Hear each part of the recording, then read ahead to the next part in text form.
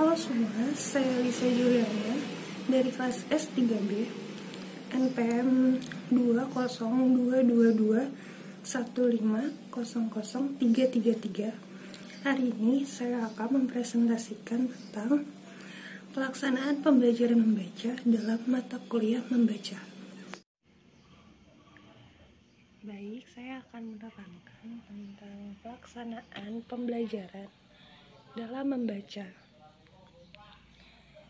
Yang pertama, di slide pertama ini untuk mendorong siswa dapat memahami berbagai bahan bacaan, guru seharusnya menggabungkan kegiatan-kegiatan yang ada seperti kegiatan prabaca, saat baca, dan yang terakhir ada kegiatan pasca baca. Dalam pembelajaran membaca, beberapa teknik umum dan mencakup lebih dari satu kegiatan dalam pembelajaran membaca. Berdasarkan pandangan teori skemata, membaca ini adalah proses pembentukan makna terhadap teks. Lalu berikut ini saya akan menjelaskan berbagai kegiatan yang bisa dilakukan dalam kegiatan prabaca, kegiatan saat baca, dan yang terakhir ada kegiatan pasca baca.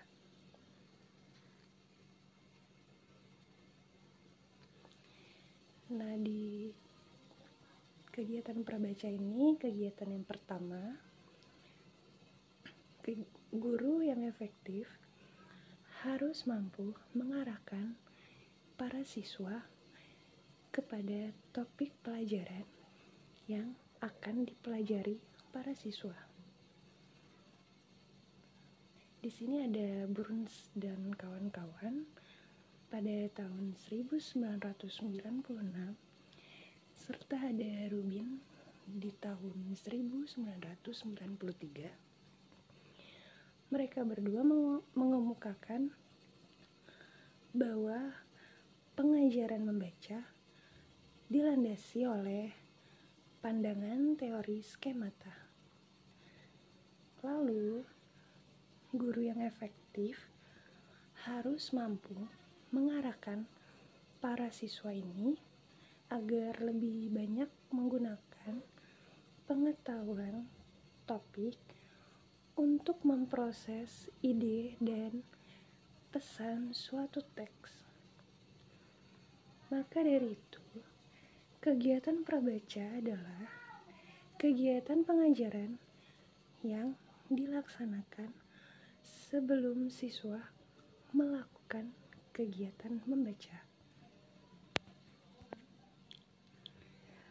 Selanjutnya, di dalam kegiatan prabaca ini, guru harus mengarahkan perhatian pada pengaktifan skemata siswa yang berhubungan dengan topik bacaan.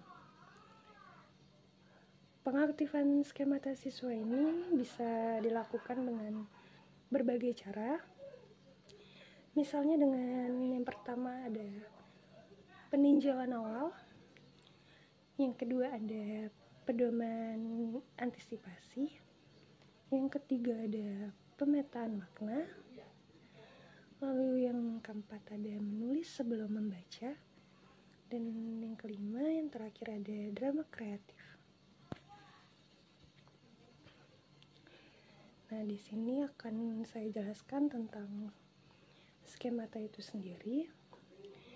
Skemata itu ialah latar belakang pengetahuan dan pengalaman yang telah dimiliki para siswa tentang suatu informasi atau konsep tentang sesuatu.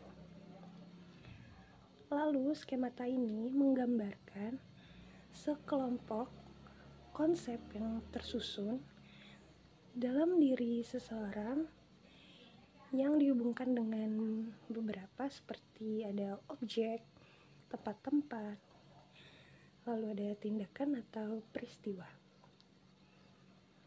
Nah, untuk skema atau bisa disebut juga kata tunggal dan skemata. Skema ini seseorang menggambarkan apa yang diketahui tentang konsep tertentu dan hubungan antar potongan-potongan informasi yang telah diketahui seseorang.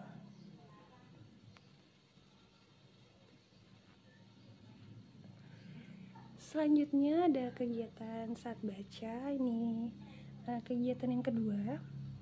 Setelah kegiatan yang pertama itu kegiatan prabaca, kegiatan berikutnya ialah kegiatan saat baca yang bisa disebut juga dengan daring reading.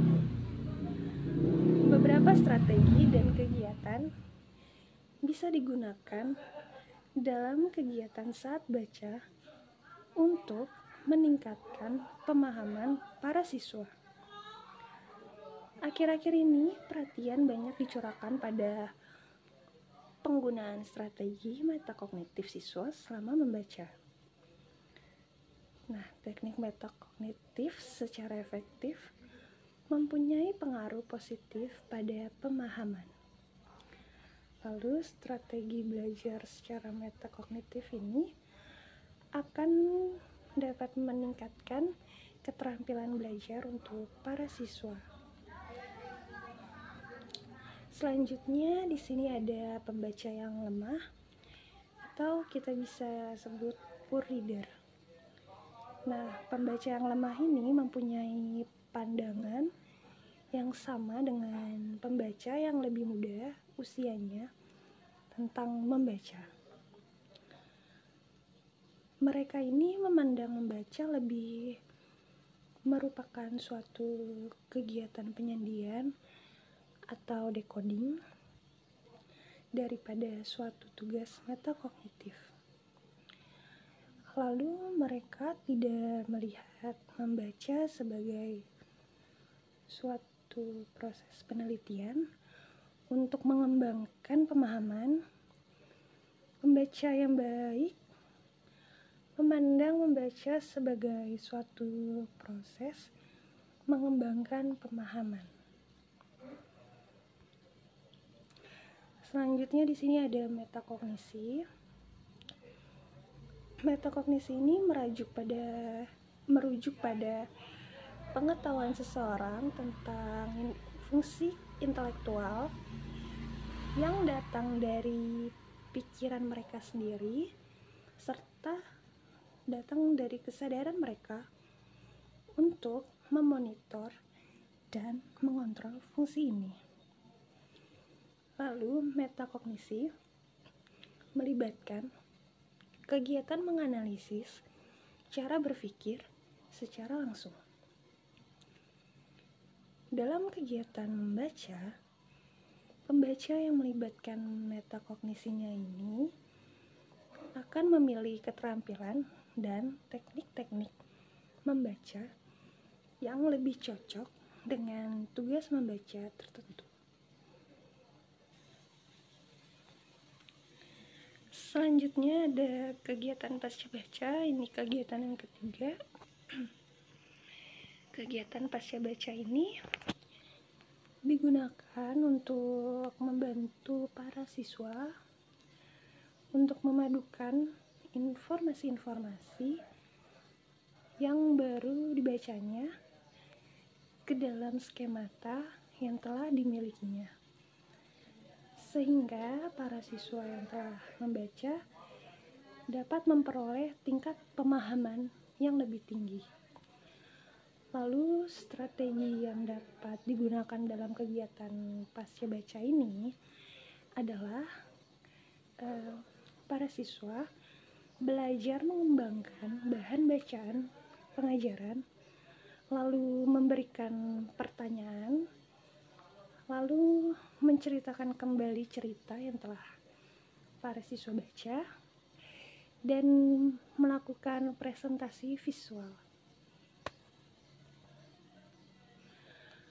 Selanjutnya dalam kegiatan pasca baca ini anak-anak diberikan kesempatan untuk mengembangkan belajar mereka dengan cara guru dapat menyuruh untuk para siswa mempertimbangkan apakah siswa tersebut membutuhkan atau mungkin menginginkan informasi lebih lanjut tentang topik tersebut, dan di mana mereka bisa menemukan informasi lebih lanjut. Setelah itu, para siswa membaca tentang topik dan berbagai temuannya dengan para teman-temannya. Lalu di sini ada seperangkat teks. Seperangkat teks ini merupakan 2 atau lebih buku yang dihubungkan dalam beberapa cara. Lalu buku bisa dihubungkan berdasarkan ilustrator, terus berdasarkan penulis, bisa juga berdasarkan tema atau topik yang sama. Dengan menggunakan buku-buku yang dihubungkan dengan topik atau tema merupakan cara yang efektif dari penggunaan karya sastra untuk semua tingkat atau untuk semua kelas. Lalu dalam kegiatan pasca baca ini terdapat 2 kegiatan. Yang pertama ini ada bahasa lisan kemudian mengurutkan. Lalu yang kedua ini ada kalimat dalam jurnal mereka atau mungkin jurnal para siswa. Nah, untuk penjelasan yang pertama, bahasa lisan kemudian mengurutkan. Pada kegiatan ini para guru ini menciptakan suatu pemetaan cerita atau suatu ringkasan tertulis tentang suatu cerita. Ketika para siswa menceritakan kembali cerita yang telah mereka baca, lalu di samping itu para guru bisa menyuruh siswa atau memberikan tugas kepada para siswa untuk menulis beberapa ringkasan yang terdiri dari 3-5 paragraf atau 3-5 kalimat. Lalu yang kedua ini ada kalimat dalam jurnal mereka. Dalam kalimat dalam jurnal mereka ini, siswa menulis 1 atau 2 kalimat pada awal, tengah, dan dalam akhir cerita. Selanjutnya, selain guru juga bisa memberikan tugas kepada siswa seperti menulis kembali cerita yang telah mereka baca, kemudian memberikan ilustrasi sesuai dengan cerita yang mereka tulis. Setelah membaca cerita, siswa bisa membandingkan 2 tokoh yang terdapat dalam cerita yang telah dibacanya.